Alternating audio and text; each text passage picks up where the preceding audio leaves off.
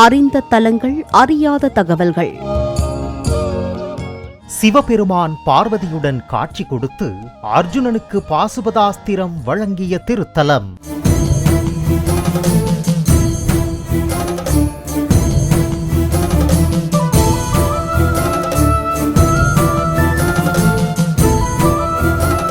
பூலோக கைலாயம் எனப்படும் சிதம்பரத்திற்கு மிக அருகில் அமைந்துள்ள தேவார பாடல் பெற்ற திருக்கோயில். திருமந்திரம் சொல்லும் சிவமந்திரம், பஞ்சாட்சரம் என்னும் சிவமந்திரம். பேச்சு குறைபாடு உள்ளவர்கள் இக்கோயிலுக்கு வந்து வழிபாடு செய்தால் விரைவில் பேச்சு வரும் என்பது நம்பிக்கை. பஞ்சாட்சரம் என்னும் சிவமந்திரம், சனகாதி குருமுனி பதஞ்சலி நந்தியின். இந்த தலம் எங்கே இருக்கிறது? இந்த ஆலயத்தின் பெயர் என்ன? இந்த கேள்விகளுக்கான பதிலை இன்றைய அறிந்த தலங்கள், அறியாத தகவல்கள் நிகழ்ச்சியில் தெரிந்து கொள்வோம். ஸ்ரீ பாசுபதேஸ்வரர் திருக்கோயில், திருவேற்களம், கடலூர்.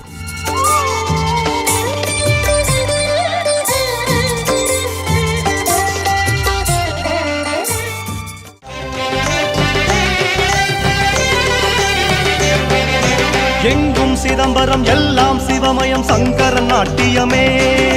அண்டம் யாவும் ஆடிடும் அற்புதம், ஆனந்த தாண்டவமே. கடலூர் மாவட்டம் பூலோக கைலாயம் எனப்படுவது தில்லையம்பலம் என்றழைக்கப்படும் சிதம்பரம் அருள்மிகு நடராஜர் திருக்கோயில். ஆகாயத்தின் அதிபதியாக சிதம்பரம் நடராஜர் பெருமான் உள்ளதால் இந்த ஆலயம் பஞ்சபூத தலங்களில் ஆகாய தலமாக திகழ்கிறது. இத்தகைய சிறப்பு பெற்ற நடராஜ பெருமான் ஆலயம் அமைந்துள்ள சிதம்பரம் நகருக்கு கிழக்கே அண்ணாமலை பல்கலைக்கழக வளாகம் திருவேற்களத்தில் அமைந்துள்ளதுதான் ஸ்ரீ பாசுபதேஸ்வரர் திருக்கோயில். பல்லவ அரசர்களால் கட்டப்பட்ட இக்கோயில் பின்னர் பக்தர்களால் செப்பனிடப்பட்டதாக கூறப்படுகிறது. இறைவனின் திருநாமம் பாசுபநாதர். இறைவி நல்லநாயகி என்றும் சர்க்குணாம்பாள் என்றும் அழைக்கப்படுகிறாள். திருஞான சம்பந்தர், அப்பர் ஆகியோர் பாடல் பெற்ற இரண்டாவது தலம் இதுவாகும். திருவேட்களம் பற்றி வேட்கள நன்னகர் என்றும், சிறப்புடன் வாழ வாழ்வில் ஒரு முறையாவது திருவேட்களம் போ என்றும், அம்பிகையை பெண்ணில் நல்லாள் என்றும் சம்பந்தர் தேவார பாடலில் குறிப்பிடுகிறார். அருணகிரிநாதர் இத்தல முருகனை தனது திருப்புகழில் பாடியுள்ளார்.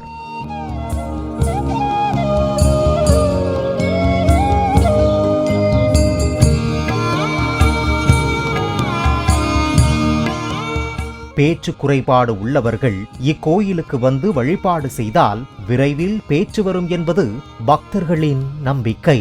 அர்ஜுனன் தவம் செய்து பாசுபதம் பெற்ற முதன்மை தலமாக கருதப்படுவது இந்த திருவேற்களம். 2000 ஆண்டு பழமையான இந்த தலத்தில்தான் அர்ஜுனனுக்கு இறைவன் பாசுபதாஸ்திரம் வழங்கியதாக தல வரலாறு கூறுகிறது. முற்காலத்தில் அர்ஜுனன் அனைத்து விதமான ஆயுதங்களையும் பெற்றிருந்தும் பாசுபதாஸ்திரமும் தான் பெற விரும்புவதாக தனது ஆவலை கிருஷ்ணரிடம் தெரிவித்தான். அப்போது கிருஷ்ணர் அர்ஜுனனிடம், நீ அனைத்து அஸ்திரங்களையும் உனது மானசீக தந்தையான இந்திரனிடமிருந்து பெற்றுக்கொண்டாய். ஆனால் பாசுபதாஸ்திரத்தை மட்டும் சிவனிடமிருந்துதான் பெற வேண்டும். அதற்கு இந்திரனின் அனுமதி பெற வேண்டும் என்றார். இதையடுத்து இந்திரனின் அனுமதி பெற்ற அர்ஜுனன் மூங்கில் காடாக இருந்த இத்தலத்தில் பாசுபதம் வேண்டி சிவனை நோக்கி தவம் செய்ய தொடங்கினான். அர்ஜுனனின் தவத்தை கலைக்க துரியோதனன் மூகாசுரன் என்ற அரக்கனை பன்றி வடிவில் அனுப்பினான். உடனே சிவபெருமான் பார்வதியுடன் வேடன் உருவில் வந்து பன்றி வடிவில் இருந்த அரக்கன் மூகாசுரனை கொன்றார். வந்தது இறைவன் என்பது தெரியாமல் அதே பன்றியின் மீது அர்ஜுனனும் அம்பு எய்தான். இதனால் பன்றியை யார் கொன்றார்கள் என்பது குறித்து சிவனுக்கும் அர்ஜுனனுக்கும் சொற்போரும் விற்போரும் நடந்தது. போரில் அர்ஜுனனின் வில் முறிந்தது. கோபமடைந்த அர்ஜுனன் முறிந்த வில்லால் வேடன் உருவில் இருந்த இறைவனை அடித்தான். அந்த அடி மூவுலகில் உள்ள அனைத்து உயிர்களின் மீதும் விழுந்தது. இதை கண்ட வேடுவ பெண்ணாக வந்த பார்வதி மிகவும் கோபமடைந்தாள். அப்போது சிவபெருமான் பார்வதியிடம், உமையவளே, நீ லோகமாதா, நீ கோபப்பட்டால் இவ்வுலகம் தாங்காது என சமாதானப்படுத்திய அடுத்த கணம் தன் திருவடியால் அர்ஜுனனை தூக்கி எறிந்தார். சிவனின் பாத தீட்சை பெற்று அன்னையின் கருணையால் இந்த தல தீர்த்தமான கிருபா கடாட்ச தீர்த்தத்தில் விழுந்தான் அர்ஜுனன். அப்போது சிவன் பார்வதியுடன் காட்சி கொடுத்து பாசுபதாஸ்திரத்தை அர்ஜுனனுக்கு தந்தருளினார். கோயில் கருவறையில் மூலவராக இந்த தலத்தின் இறைவன் பாசுபதேஸ்வரர் காட்சியளிக்கின்றார். அர்ஜுனன் வில்லால் அடித்த தடத்தை இன்றும் இத்தலத்தில் இருக்கும் லிங்கத்தின் மீது காணலாம்.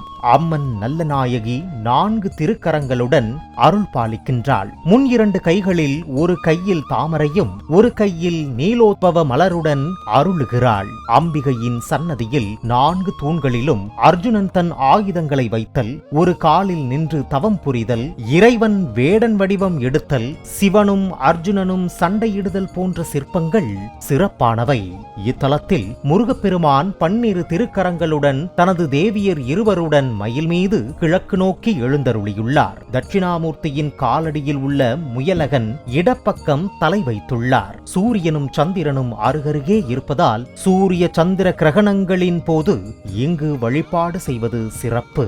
ஒருமுறை சம்பந்தர் சிதம்பரம் நடராஜரை தரிசிக்க வந்தபோது திருவேட்களத்தில் தங்கி சிதம்பரம் நடராஜரை தரிசித்ததாக குறிப்புகள் தெரிவிக்கின்றன. பேச்சில் குறைபாடு உள்ளவர்கள் இங்குள்ள இறைவனை வழிபாடு செய்து இங்கு பிரசாதமாக தரப்படும் மண் உருண்டையை சாப்பிட்டால் விரைவில் பேச்சு வரும் என்பது நம்பிக்கை. திருமண தடை உள்ளவர்கள் வழிபாடு செய்து பலனடைகிறார்கள். தங்கள் வேண்டுதல் நிறைவேற பெற்றவர்கள் சுவாமி அம்பாளுக்கு வஸ்திரம் சாற்றி வழிபாடு செய்து நேர்த்திக்கடன் செலுத்துகின்றனர். நேயர்களே, இன்றைய அறிந்த தலங்கள் அறியாத தகவல்கள் நிகழ்ச்சியில் சிவன் பார்வதியுடன் காட்சி கொடுத்து பாசுபதாஸ்திரத்தை அர்ஜுனனுக்கு தந்தருளிய கடலூர் மாவட்டம் சிதம்பரம் நடராஜர் ஆலயத்திற்கு மிக அருகில் அமைந்துள்ள திருவேட்களம் பாசுபதேஸ்வரர் திருக்கோயிலை பற்றி அறியாத பல தகவல்களை அறிந்து கொண்டோம். மீண்டும் மற்றொரு கோயிலை பற்றி அறிந்து கொள்ளும் வரை ஜோதி தொலைக்காட்சியோடு இணைந்திருங்கள்.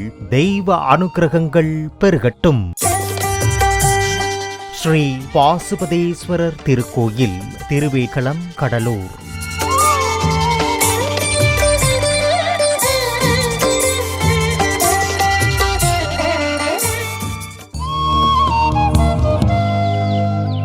அறிந்த தலங்கள் அறியாத தகவல்கள்.